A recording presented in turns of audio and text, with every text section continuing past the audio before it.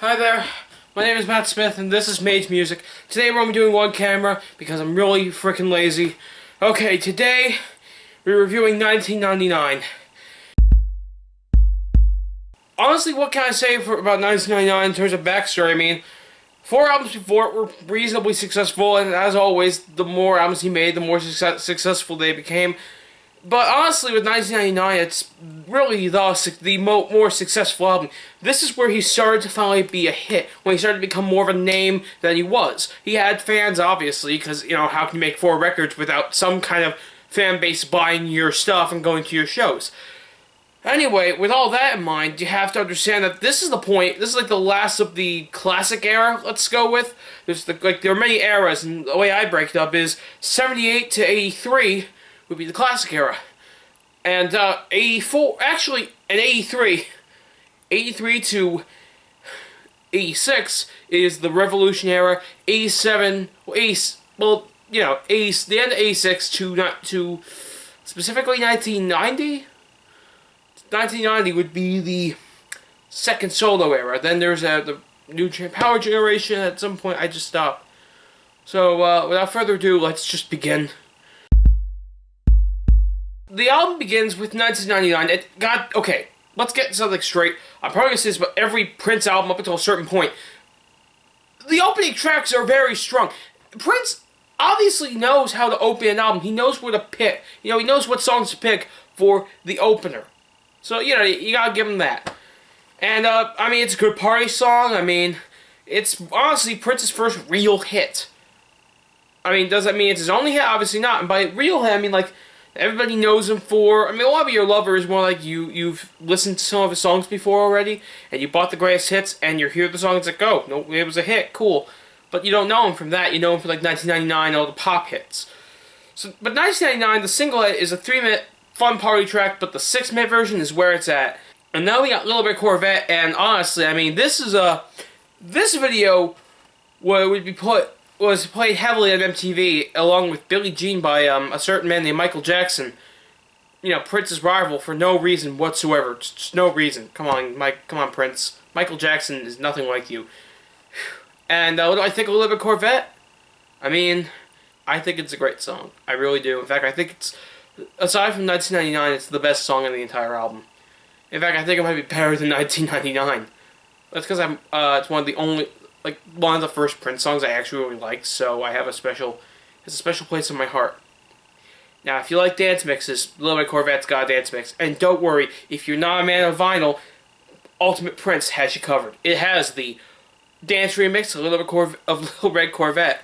Next, we've got Delirious, and it's a nice, fun track. I mean, it isn't exactly a heavyweight track, but it was a single, so, you know, and somehow they had to cut it down, but the fact it's a 4-minute track. I mean, it's like, you're gonna cut it down? Like, really? Anyway. The next song is Let's Pretend We're Married, and, fun fact, Tina Turner covered it, and, no, I'm not gonna bitch and moan about how she covered it, because you know what? It's like Cyndi Lauper's version, and it's good. I prefer Prince's, but that doesn't mean it's not good. It is very good. In fact, actually, to be fair, it is good. Actually, to be like, of all the Prince covers I've heard so far, I like hers the best. So there you go. Seems odd that the more popular Prince covers are covered by women. Is that a sign of something, or is it just a coincidence? I don't care which. Next, we got dance, music, sex, romance. It's letters. Okay, and fun fact, it was in Risky Business, you know, that Tom Cruise movie where he dances to Bob Seger? Yeah, that one. Yeah, so if you want to see a movie with Prince and Bob Seger, Risky Business is the movie for you. Plus, it's got Tom Cruise. Young Tom Cruise, though, you know, like before he became big. Alright.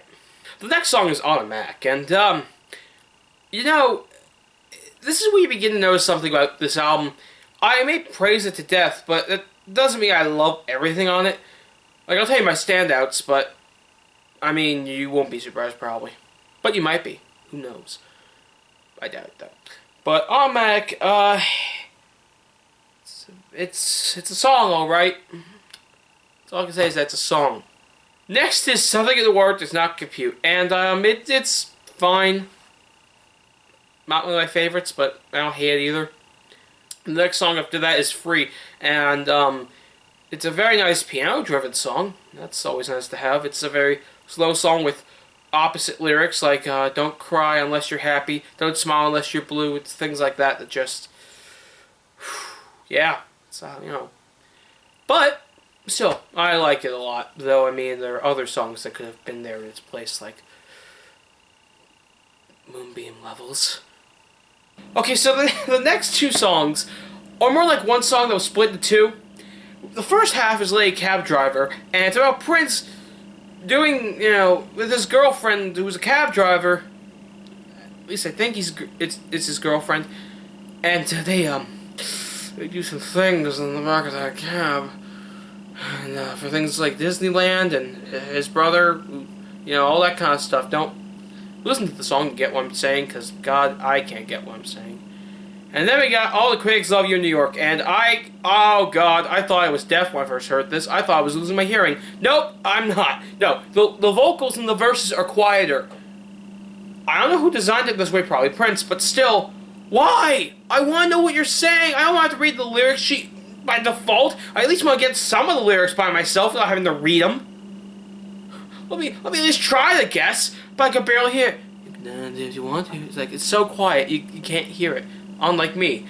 And then the last song is International Lover, and yeah, this is yet again, this is sex and more sex and airplanes, and thank you for flying Prince Airlines. Yeah, thank you, Captain Prince. We had a fabulous time on the purple air. We have Prince as our pilot. Get on our planes right now. Okay, this is that's the end of the review. A lot quicker than a lot of the other ones I've done recently. Now we're gonna talk about the singles. Okay, so instead of holding my hand out, I'm just gonna let the box do the talking now. Just as a little refresher, today's color coding is very simple. Black and white will represent the store singles and promotional singles, respectively, and purple will be non-album singles. So you'll see those. And B-sides, okay, yeah, this is where things get interesting. Now it's non-album tracks. Heavily, at least. Very cool, I think. And, yeah. Let's give that a moment.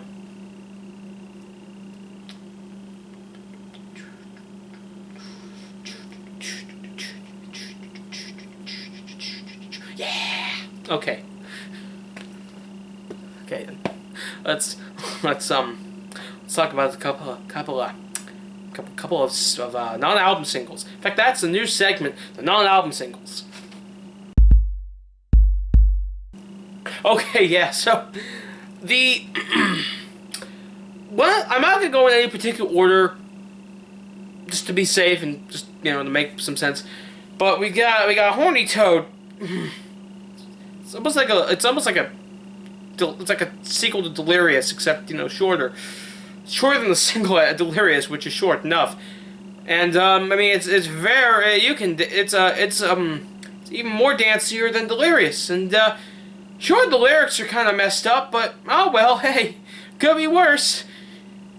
Could be way worse. Excuse me. And my personal favorite of these B-sides is not that. And no, it's not Irresistible Bitch. That's a real B-side name. I didn't make that one up. Okay? That's real. My absolute favorite of these B-sides is How Come You Don't Call Me Anymore. Yes. Prince and the piano, that's it. It's a beautiful concept, and it works so well. And Alicia Keys covered it. It's one of her big hits. Guess what? I think it's good. Again, I always prefer Prince's. Is it because he did it first, or because it's what I heard first? That could be that's probably it. I've heard Prince's versions first, then heard someone covered it. So that could be it. And that's all I really know. Those are the B-sides I definitely know, like by heart. And I am gonna put in a few these standout tracks from not just 1999, but also the non-album singles, and we will do that. And I'll leave the hand away. And You probably already figured out a couple. You probably knew them all. But still, that's fine. Or you at least knew the album songs. So...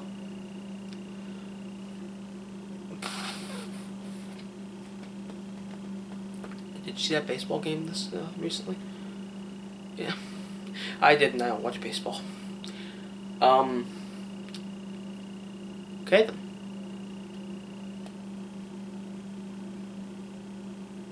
Alright then, I think it's time to move on to final thoughts. And I think it's time for me to Okay, now that we got to this, I will be very honest with you. 1999 is a bit long. It's not a bad album, and I mean, for one thing, it feels like it was stretched out to be a double album. Like, if this was live, it's a different story, but like, if you're listening to a studio version, there's something about hearing it live as opposed to hearing it in this, like, from a studio album. It makes it special. Like, even if you heard it on a live album, it would still feel special. Not that all the songs don't need to be long. Some of them are great, regardless. I mean, like, Automatic's pretty good. Dance Music, Sex, Romance, that one's fine. I mean, like, Lady Cab Driver and All the Critics Love You in New York did not need to be as long as they were. They could have been like 4 minutes each, and that would have been fine. Maybe then they could have found like anything else, like a couple more tracks to make it feel more worth the 70-something minutes that we're going to be sitting here listening to this album. Like, then there's more variety, there's more songs to listen to. Like, okay, let's pick another double album for fun. Goodbye Yellow Brick Road is a double album, but there's 17 songs on it. Some are long, some are like the first song is 11 minutes. Yet I enjoy that and listen to that a lot. More than I've listened to some of the longer songs in 1999. Does that mean I hate 1999? No, I do listen to all the songs. It's just that, obviously, the standouts are my songs I play more often than the rest of it. But, however, maybe the best way to put it is if you separate the two discs.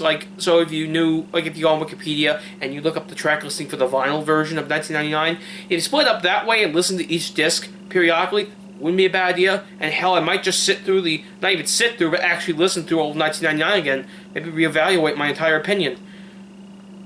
I just realized I came up a bit too harsh, because, I mean, for the first 4 episodes, I've been praising Prince like he's the best thing ever since sliced bread. And now suddenly I'm getting very critical look, I do admit that I'm not gonna listen to the whole album every time. Like, there are a lot of albums I will listen to, like any of the other ones. I will listen to the whole album, obviously. At some point you have to sit there and listen to the whole thing, and, if you really like it. Obviously, I think the standout tracks, the ones I just mentioned, are my favorites. They're the ones I would like to hear more of.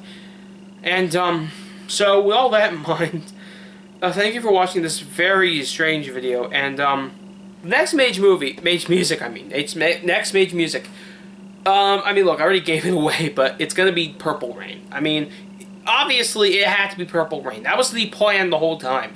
That was my whole plan for Mage music. I was gonna do first 6 Prince albums, then move into something else. Figure I should get through that. And the main reason I'm doing the 6 Prince albums is, well, I mean, there is a reissue of Purple Rain coming out, and I'm really excited for that. I was so excited that when I found out it was available for pre-order, I pre-ordered it immediately.